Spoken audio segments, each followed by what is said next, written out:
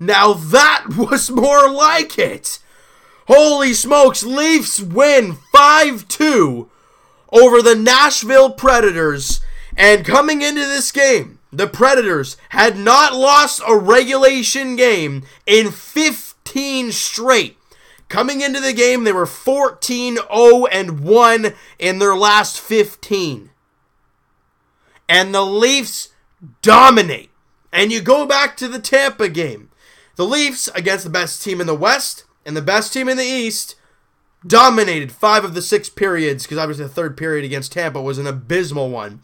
But we'll get to that in a second about why this game was different than that game. First things first, what was different, Nikita Zaitsev back, and I thought he looked terrific. You had a feeling, he was probably still feeling a little sick. He's been feeling it for a little while now, but he came in, played almost 20 minutes of work, if not 20 minutes of work. I'm going to check that right here, right now. I lost him here. Where is he? Nikita Zaitsev. Okay, so he's not even on my list here. There he is. 19:05 ice time. And he looked fantastic. Defensively, made some huge plays, and just looked terrific.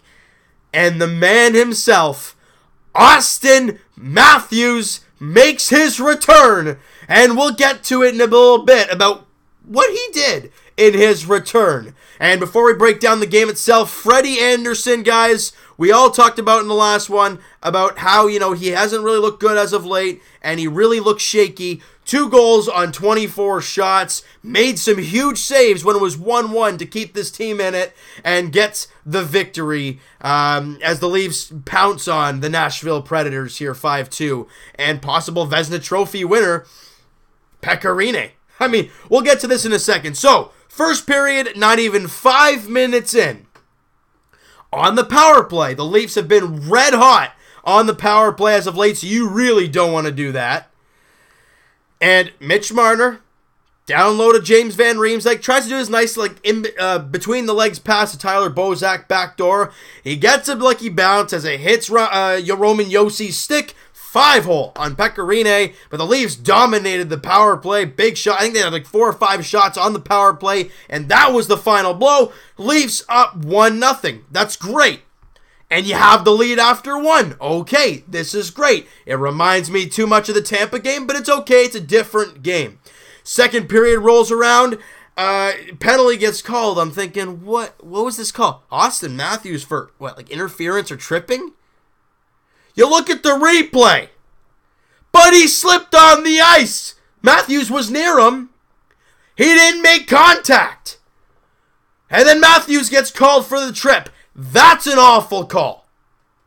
Then on the power play, Connor Brown has a chance to get the puck out. He's got the puck on his stick, and he's stick handling it, trying to get out of his zone. Tries to bank it off the boards past the defender. Well, he banks it off the boards very softly. Puck gets kept in. Everyone's already starting to break out. Oh, someone leaves Victor Arvidsson. I think it's Roman Polak. Wide open in front, and he buries it on Freddie Anderson. Look, a stupid penalty call.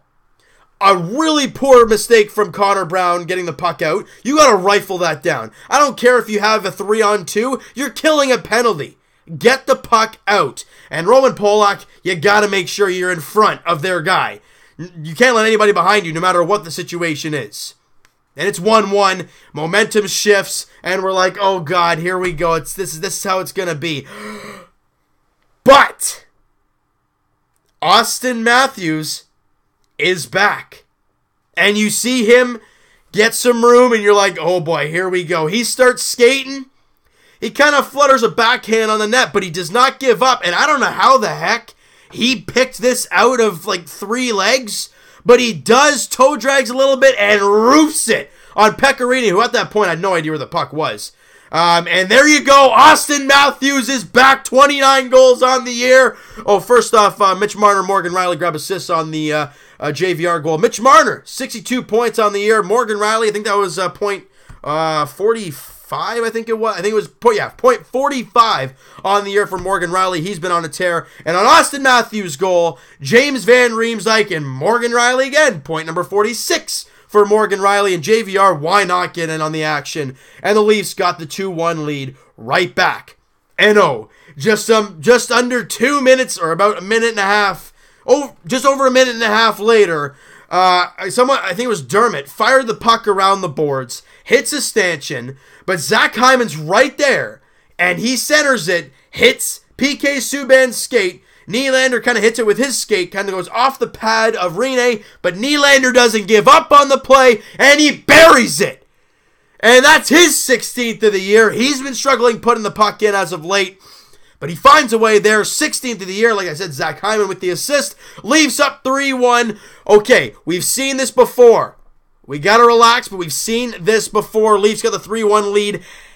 And the big difference between this game and the last game, you do not give up a late second period goal. I said it in the last video, how you gave up that late period goal, and then bang, right out of the third period, they score, and that's it.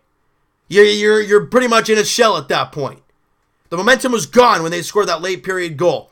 You do not give up a late period goal here. You have an abbreviated power play to start the third period, and 9 seconds in. Whoa, that was a little bit of a voice crack, but I don't care. Bozak wins the draw. Morgan Riley skates back. Mitch Marner starts deking through everybody. Nice little quick head move on Roman Josi, and just rips it blocker side on Pekka Rinne, and Leafs got a 4-1 lead. Look what happens when you do not give up a late period goal. There's no momentum swing. It was a 1-1 game. You scored 2. You're up 3-1. And then you go into the intermission with a 2-goal lead.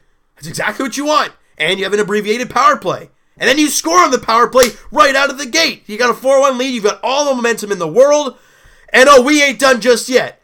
Just over 3 minutes after that, Connor Brown busting down the wing and drops it for Jake Gardiner, and this is why I try to like him.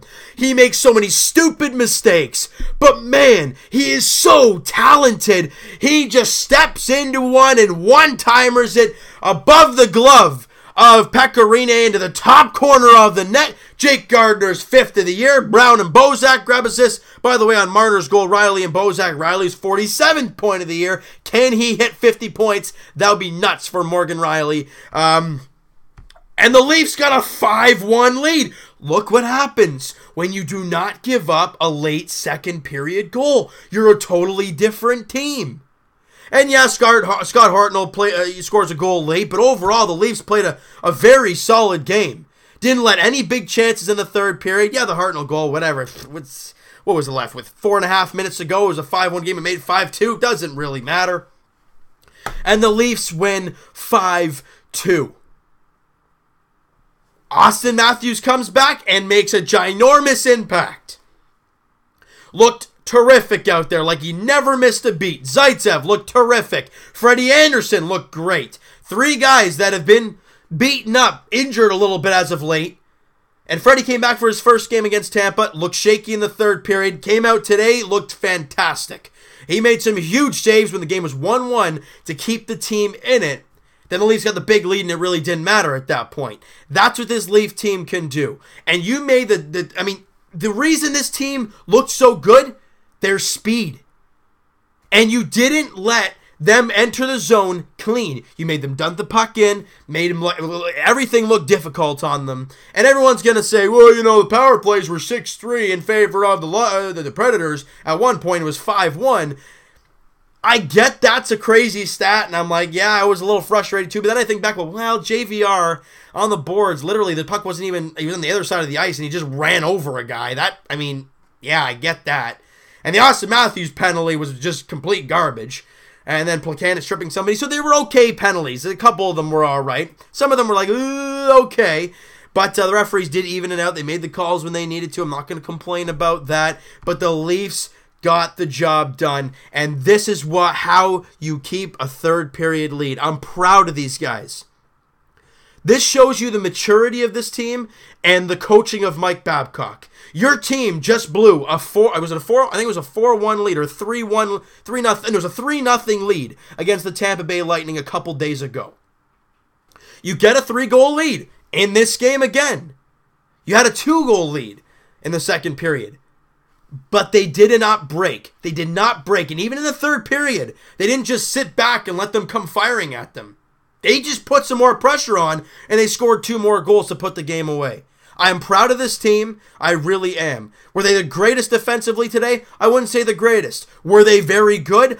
Yes, they were. They weathered their offense. They didn't give them any big sustained pressure. Did they have a few chances where they were in the zone for a little bit? Yes, but the Leafs countered with their own chances, and they made their chances count. Look, bottom line, the Leafs outshot the Predators 28-24. You held a very good team to only 24 shots on their home ice, and they've been playing so well. Now, they're bound to have a tough game here and there. I mean, we've seen that with any team. You're going to have a big streak, and then you're going to have a tough game. That's fine. But the Leafs did their job, and I'm proud of these guys. And with a Florida loss today, as well as a Leaf win, the Leafs are that much closer to clinching a playoff spot. I don't exactly know what the magic number is. You guys can calculate that and figure that out. But a big win for the boys today, and on the road against the best team in the National Hockey League. I'm proud of these guys, all right? So you know what, guys? That is going to do it for this one. You guys enjoyed this video, and you guys enjoyed this game. Smack that like button. I do appreciate that. Hit the subscribe button if you guys have not already. Comment down below. What'd you guys think of this game? Who's your player of the game? One guy. Would you give it to Matthews? Would you give it to Riley, who had 3 assists? Would you give it to Freddie Anderson, who kept the team in? Would you give it to JVR? Lots of guys to choose from. Who's your player of the game? And we'll talk to you guys Tuesday podcast. We'll be breaking down Leafs, Raptors, Jays on Tuesday. That'll be I think it's episode 5 of the podcast there. Lots of things to talk about when it comes to Raptors and Leafs, obviously getting that much closer to playoff time. We'll talk to you guys Monday, Jays Edition, the final spring training video for you guys, and Wednesday will be a season preview, just giving you guys the heads up there. We'll talk to you guys then, Blue Jays Edition. We'll talk to you guys tomorrow, Raptors Edition, as they're back at the Air Canada Center, taking on the Brooklyn Nets, looking to get back in the win column after that tough loss against the Cleveland Cavaliers. Kyle Lowry said after that game that we played awful. Well, you know what? I'm glad they're not satisfied with that. But they got to come back better. And as for the Leafs, next up, they're back home at the Air Canada Center, taking on the Detroit Red Wings, looking to get some mojo, get 2 wins in a row, get to feeling good once again after today's game, get back on home ice in front of the crowd, and be fantastic. All right, so we'll talk to you guys then, hoping for 2 straight dubs and another great performance all around by the Toronto Maple Leafs.